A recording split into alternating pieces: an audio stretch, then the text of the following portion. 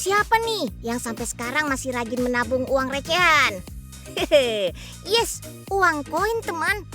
Kelihatannya sih jumlahnya nggak seberapa ya.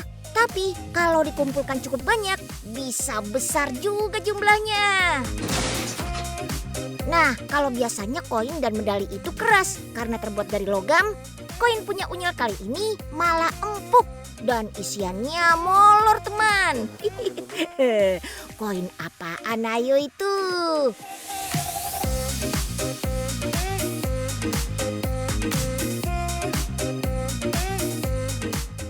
Ya gimana nggak empuk kalau bahan pembuatannya bukan logam yang diracik dengan ilmu metalurgi teman.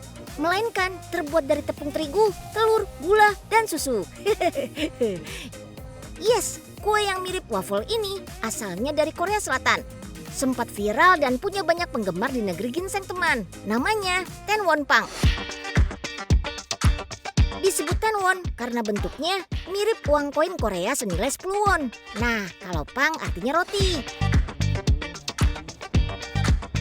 Pembuatan Tenwonpang juga cukup unik loh teman. Kita bisa nonton loh waktu kue ini mulai dimasak. Cetakannya terbuat dari logam anti lengket berbentuk uang koin dengan angka 10 besar di setiap sisinya. Nah, isiannya juga kita bisa pilih. Ada filling keju mozzarella yang mulur saat ditarik. Rasa coklat yang manis gurih legit. Dan paduan keduanya, mozzarella koko yang rasanya lengkap. Ada manisnya, ada juga gurih kejunya. Mantap banget kan teman?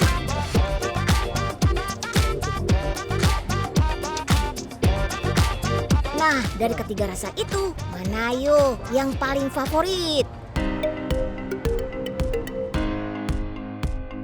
Ternyata feeling moza teman.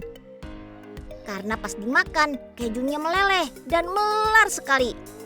Saking serunya sampai bisa ditarik-tarik begini loh teman. Jadi kayak mainan slime ya teman.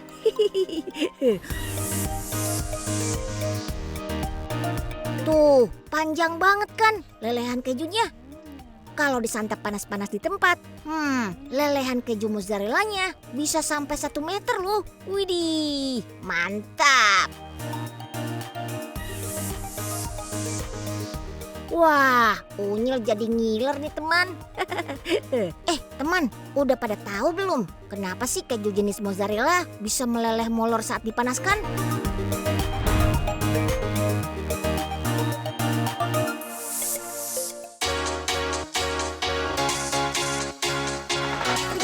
Pada suhu yang cukup panas, lemak susu yang padat pada keju mozzarella akan mencair. Nah, ikatan protein kaseinnya juga akan terputus. Hasilnya, keju yang tadinya padat berubah jadi cairan kental yang kenyal. Jadi kejunya benar-benar meleleh, bisa ditarik-tarik begini.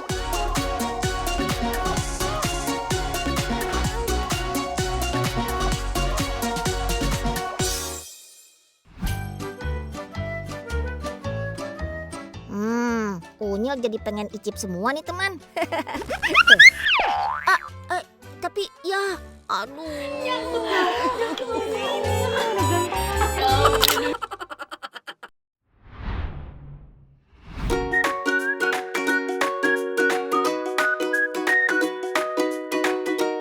Unyil masih punya banyak info tentang sesuatu yang elastisitas teman. Termasuk kuliner unik yang berikut ini. Nggak cuma unik loh, tapi juga bermanfaat buat lingkungan karena bisa mengurangi sampah. Kok bisa? Bisa dong, karena 2 kuliner ini nggak perlu gelas, piring, atau mangkok buat penyajian. Kayak gini nih, kayak yang diminum kakak ini. Itu diminum atau dimakan sih teman? Bentuknya memang gelas, tapi ternyata bisa dimakan. Namanya cookies cup. Bahan dasarnya adonan kue. Jadi kita nggak perlu pakai gelas lagi buat minum kopi. Bisa ngurangin sampah gelas plastik kan jadinya teman. Atau yang ini nih, gelas ramah lingkungan yang bisa dimakan berbahan rumput laut. Tampilannya transparan dan warna-warni. Cantik banget, kayak agar-agar ya teman.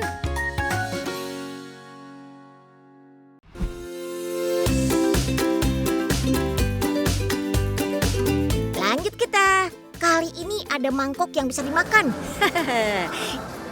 Mangkok spesial yang satu ini bisa menampung makanan yang cukup banyak loh. Plus dia juga tahan panas dan dingin.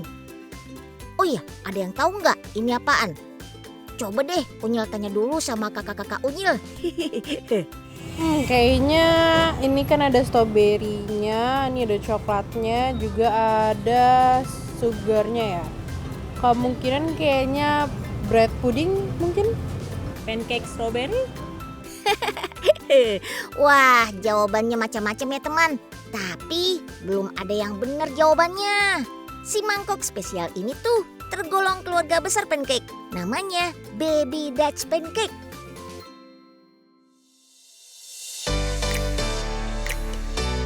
Namanya sih Dutch Baby ya. Tapi ternyata asal kudapan ini bukan dari Belanda, melainkan dari Jerman. Asal katanya dari Deutschland yang merupakan nama lain Jerman. Begitu teman.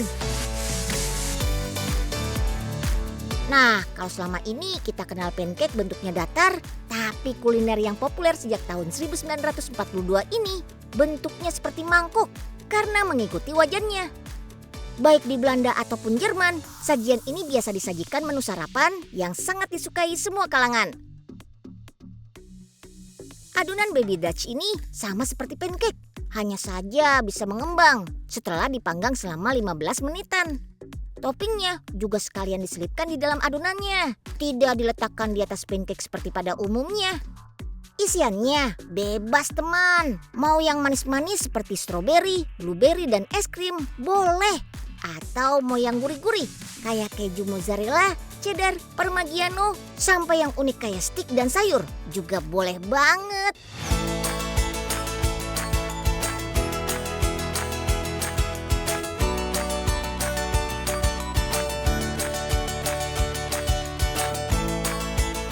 Wah, ini sih super praktis dan yummy banget. Bisa makan lauk semangkuk-mangkuknya.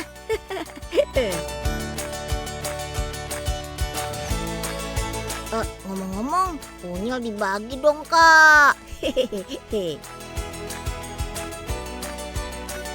Oh iya teman, ngomong-ngomong soal menu sarapan nih, ada yang tahu nggak kenapa orang Eropa suka banget sarapan roti pancake atau kuliner lain berbahan tepung?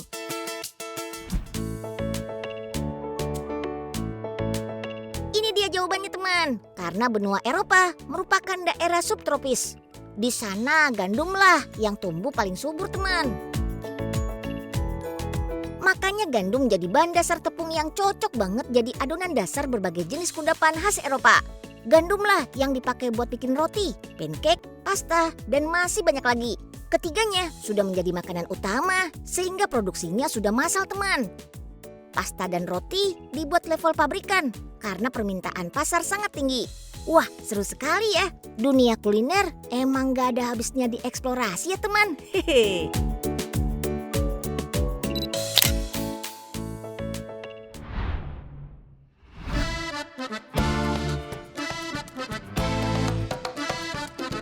Teman, siapa nih yang pengen bisa meliuk-liukkan tubuh kayak para pemain akrobat ini? Wih, bisa bergelantungan di ketinggian kayak gitu. Pasti gak sebentar nih latihannya teman. Nah, kalau pengen latihan kelenturan sambil sekalian menemukan ketenangan batin, ikut Unyil aja yuk. Unyil mau ikutan latihan aerial yoga nih, alias yoga terbang.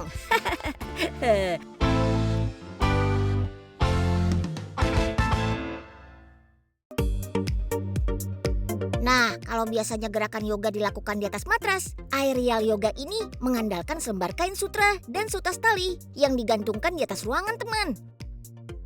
Kita bakal bergelantungan dengan seluruh beban tubuh ditopang kain yang dililitkan ke tubuh teman.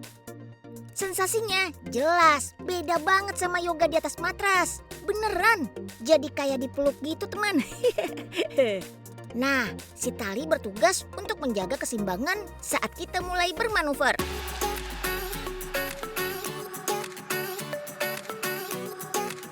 Wih, kalau lihat gerakannya, efeknya kebayangkan teman. Yes, peregangan maksimal. Hasilnya, otot jadi kuat. Plus, fleksibilitas tulang belakang dan bahu jadi meningkat. Ini nih yang bikin badan kita lebih stabil dan seimbang saat beraktivitas. Bonusnya, aerial yoga juga bagus banget buat kesehatan mental, teman. Latihan ini jadi solusi mengatasi kecemasan, depresi, dan perubahan suasana hati. Gerakannya dipercaya membantu pikiran jadi lebih tenang, batin jadi lebih jernih, dan muncul rasa bahagia di setiap tarikan napas. Wah, keren ya!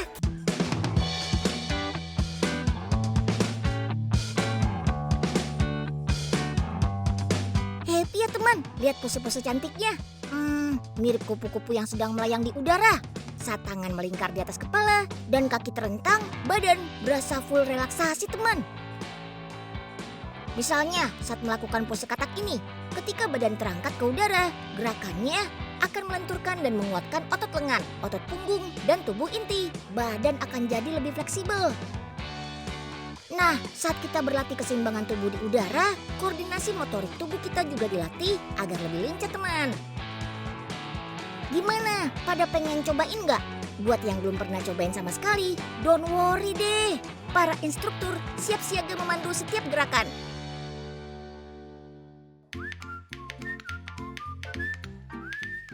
Unyil jadi makin pengen gabung di komunitas ini deh nih. Sekarang Unyil ngayun dulu ya.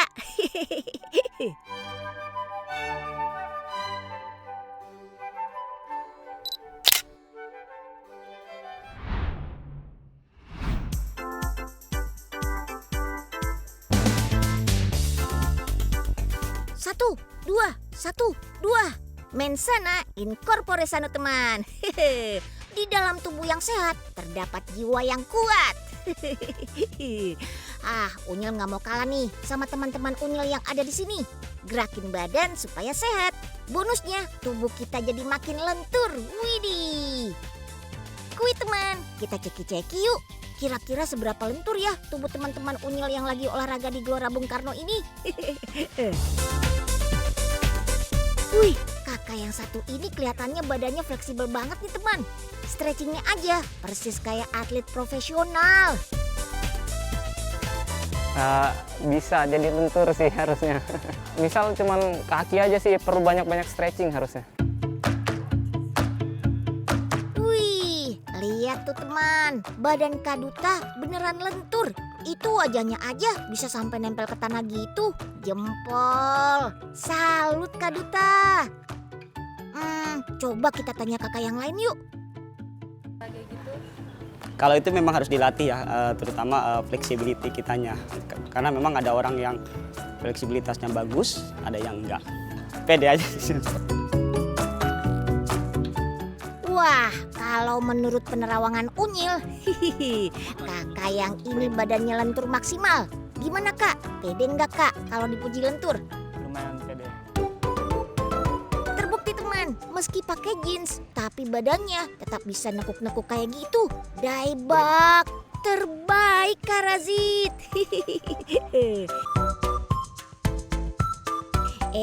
Teman-teman sepantaran Unyil ternyata juga nggak mau kalah nih. Teman, kok bisa pada elastis begini badannya? Olahraganya apa sih? Bola, main bola, basket, bola voli, Wah, keren. Pantes aja badannya nurut kalau diajak meliuk-liuk.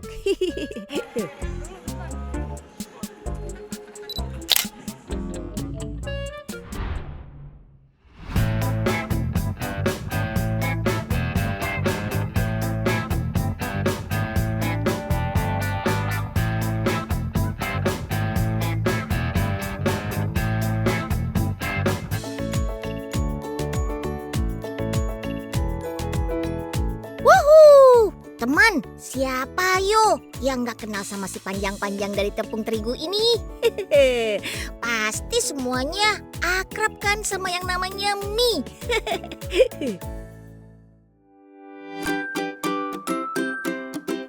Yes, di berbagai penjuru dunia, mie tuh jadi salah satu sumber karbohidrat paling favorit.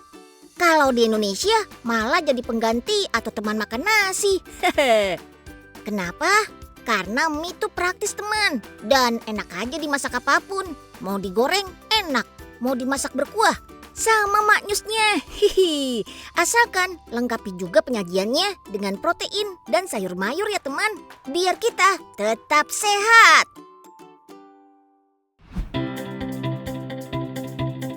Nah, di tetangganya Jakarta, tepatnya di Tangerang, Banten, ada juga nih mie yang gak cuma enak, tapi bikinnya juga unik banget.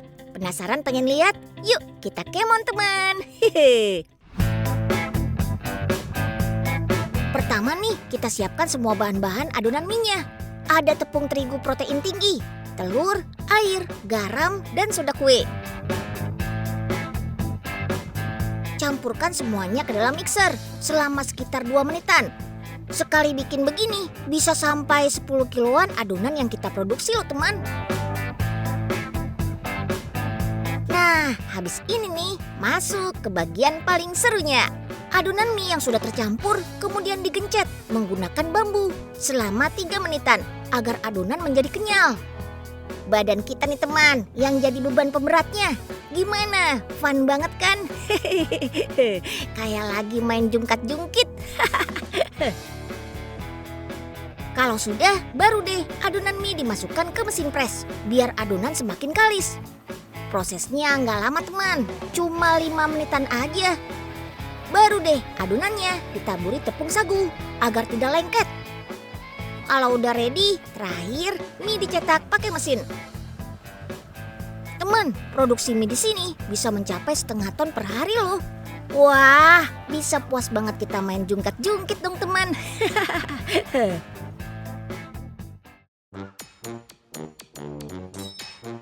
Unyil jadi pengen bantuin bikin mie sambil mainan jungkat-jungkit gitu.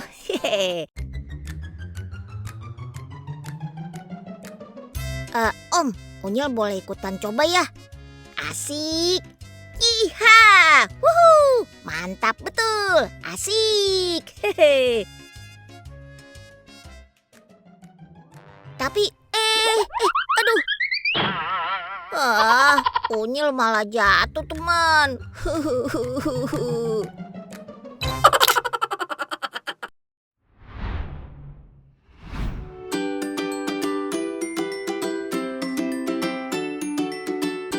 Wah, teman, ada yang lagi rame-rame tuh. Ada apaan ya? Unyil jadi penasaran. Kita samperin yuk teman. Oh, ini ternyata antrian pembeli yang pengen ngicip sajian kuliner yang lagi viral di Malaysia nih. Gimana kalau kita ikutan lihat cara pembuatan sekaligus icip-icip teman?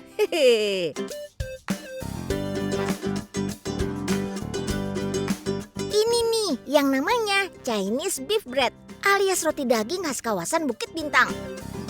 Antriannya panjang banget. Uniknya, toko roti ini bukanya 2 sesi teman. Sesi pertama buka jam 8:30 pagi sampai jam 12 siang. Terus tutup dan buka lagi jam 5 sore. Hihihi, unik ya. Tapi di 2 sesi jam operasional mereka, antriannya tetap aja membludak teman. Warga lokal dan pelancong semua berbaur ngantri bersama. Yuk kita ikutin ngantri teman.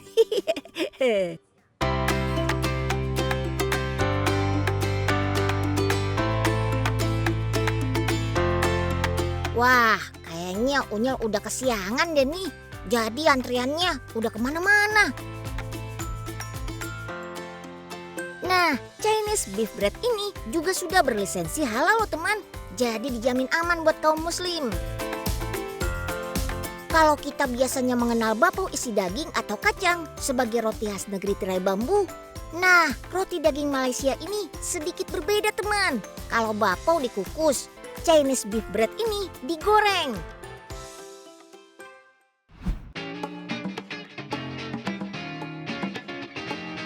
Nah, adonan roti harus ditunggu sampai mengembang sempurna. Baru kemudian ditarik-tarik memanjang, lalu dipipihkan. Adonannya lembut banget ya teman, bisa molor dan elastis banget. Setelah kulit rotinya melebar, artinya siap diisi dengan isian daging. Bisa pilih nih, daging ayam atau daging sapi. Tambahkan bawang-bawangan biar makin sedap dan harum.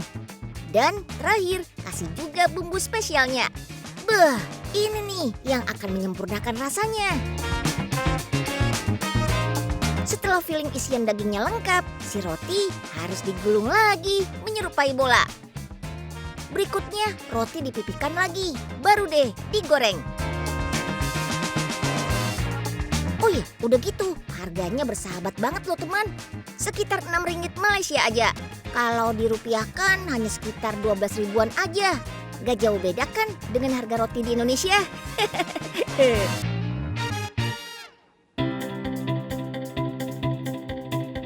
Kalau dilihat-lihat Chinese beef bread ini mirip cakwe ya teman. Cuma kalau cakwe gak pakai isian. Setelah adonan ditarik-tarik, langsung plung masuk minyak panas. Hasilnya cakwe agak kopong di dalamnya. Oh iya, ada satu lagi nih yang mirip. Gohiong namanya. Bedanya kulit adonan gohiong gak pakai roti, melainkan adonan telur yang digoreng memanjang. Kayak telur dadar. Habis itu diisi deh sama adonan daging, lalu dipotong kecil-kecil baru digoreng. Memang ya teman, pengaruh budaya Tionghoa tuh kuat banget mempengaruhi dunia kuliner tanah air. Dengan lenturnya, aneka menu Tiongkok ikut mewarnai dapur Cina peranakan di Indonesia. Pengaruh Cina bagian utara terutama pada kuliner berbahan utama tepung dan gandum seperti mie, pangsit, dan roti. Kenapa? Karena udara dingin di Cina Utara bikin padi susah tumbuh. Nah, kalau resep kuliner Cina bagian selatan lebih banyak menggunakan beras sebagai makanan pokok. Makanya sejumlah makanan khas Indonesia mendapat pengaruh kuat dari kuliner Tionghoa. Seperti tahu, kue tiaw, soun, bihun, fuyung hai, bakso, bacang, dan siomay.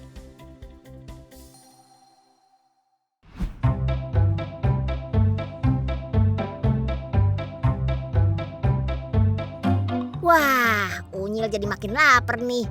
Belok kanan mau ke taman. Cakep. Perut keroncongan. Waktunya makan. Ayo. Kita kemon teman.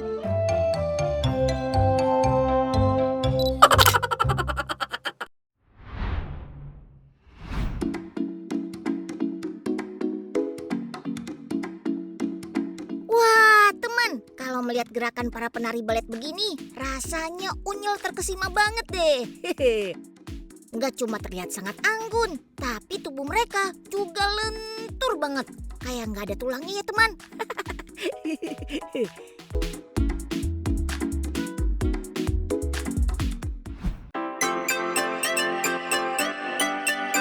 Memang ya teman, tubuh manusia itu serba wow. Selain kelenturan, ada banyak banget hal-hal lain yang menakjubkan dalam badan kita. Misalnya nih, teman-teman pada tahu nggak otot apa yang terkuat dan terlemah dari total 600 otot dalam tubuh kita? Otot terkuat kita tuh adanya di rahang, namanya otot masseter. Sedangkan otot terlemah ada di telinga, namanya otot stapedius. Terus tubuh kita juga punya tulang terkecil. Tahu nggak di mana lokasinya? Ternyata di dalam telinga teman. Tanpa si tulang mungil ini, kita nggak bakal bisa mendengar loh. Nah, saking panjangnya, kalau pembuluh darah manusia dibentangkan dalam satu baris dari ujung ke ujung, panjangnya mencapai 100.000 kilometer. Keliling planet bumi kita aja nih teman, hanya 40.000 kilometer.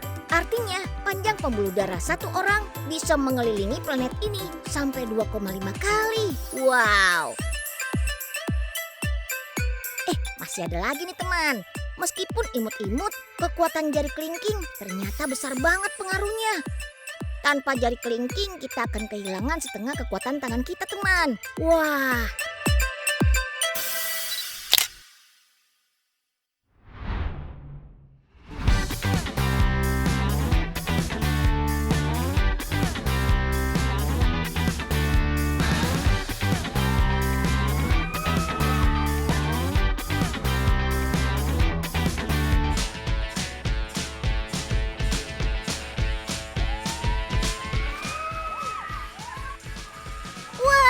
Seru banget, pada loncat terjun-terjunan teman. Ini sih bakal bikin adrenalin kita melonjak-lonjak tinggi teman. Ayo, kalian berani atau tidak nih kalau harus terjun begini? Memang sih keseruan ini hanya buat mereka para pemberani dan punya jiwa petualang tinggi. Karena medannya terbilang menantang lo teman. Kui, mari kita kemon.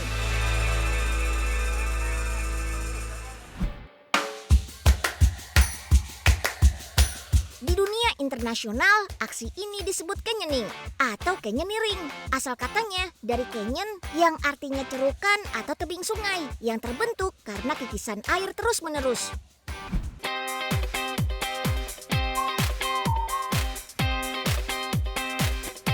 Medannya lumayan, bikin keringetan teman. Diawali dengan trekking sejauh 150 meteran menuju curug, jalanannya berkelok dan berbatu. Plus naik turun pula, sampai harus agak jongkok begini.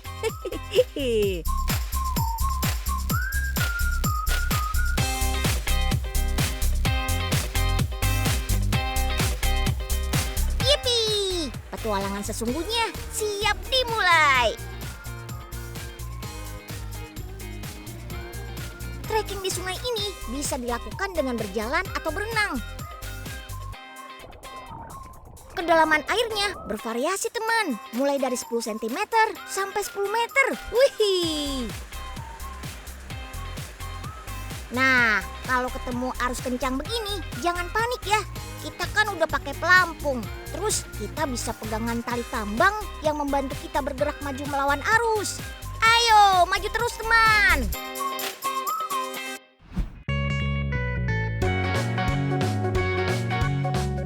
Ngomong-ngomong nih teman, pada tahu nggak kenapa berjalan di dalam air terasa lebih berat dan melelahkan dibanding jalan kaki di darat? Ternyata massa jenis air yang lebih besar dari udara membuat gaya gesek bertambah. Nah, makin besar gaya geseknya, maka makin berat pula pergerakan kita di dalam air teman. Rasanya tuh kayak ada yang menarik kita waktu bergerak di dalam air kan? Jadi perlu ekstra tenaga, apalagi kalau ketemu arus yang kuat. Aduh, double deh effortnya.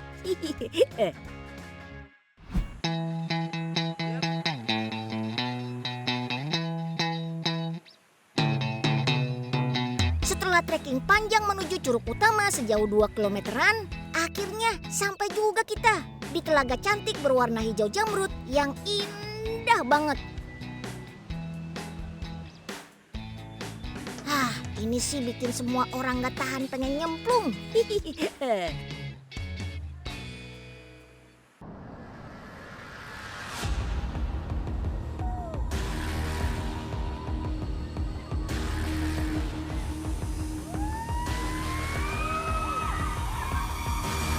Atau kalau mau yang lebih ekstrim, meluncur kita. Terjun dari puncak tebing setinggi 7 meter. Wuhuu! Berani nggak teman?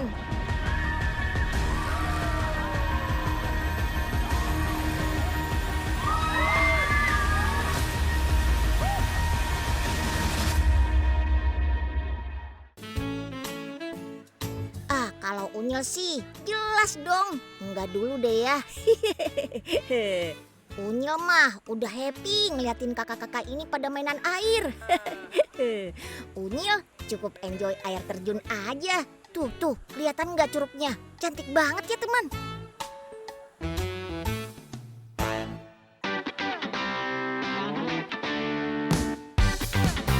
Nah, gimana? Seru kan petualangannya Unyil kali ini?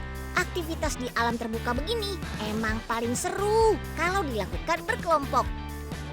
Cliff jumping, body rafting, sampai seluncuran seperti ini, sensasinya TOP banget deh kalau rame-rame.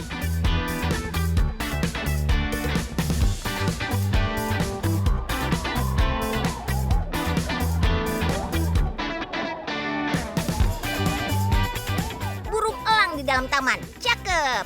Selamat bertualang teman.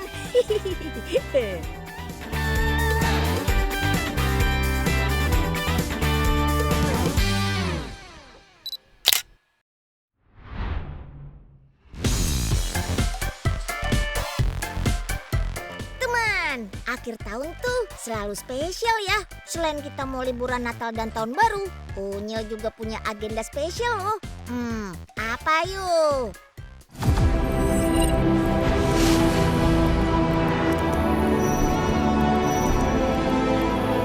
Transmedia, rumahnya Unyil dan teman-teman pengisi program lainnya mau ulang tahun nih. Wih, tepatnya tuh Jumat depan, tanggal 15 Desember teman. Nah, buat tahun ini Unyil punya persembahan istimewa loh buat teman-teman semua. Mau intip nggak kehebohan kita di belakang layar? Hehehe. Wah, ntar tanggal 15 Desember Unyil bakal tampil rame-rame bareng Kak Feni Rose, Kak Diki Divi, dan Kak Hesti Purwadinata. Wah, kebayangkan serunya. Nantikan deh di tayangan spesial HUT Transmedia ke-22 Jumat depan, 15 Desember 2023. Jangan sampai kelewat ya teman. Saya Feni Rose ingin mengucapkan selamat ulang tahun untuk Trans 7. Semoga semakin seru dengan program-program yang menghibur dan edukatif. Selamat ulang tahun untuk Transmedia yang ke-22. Wah, Oke, jadi kan kita bilingual ya. bilingual. Pokoknya terbaik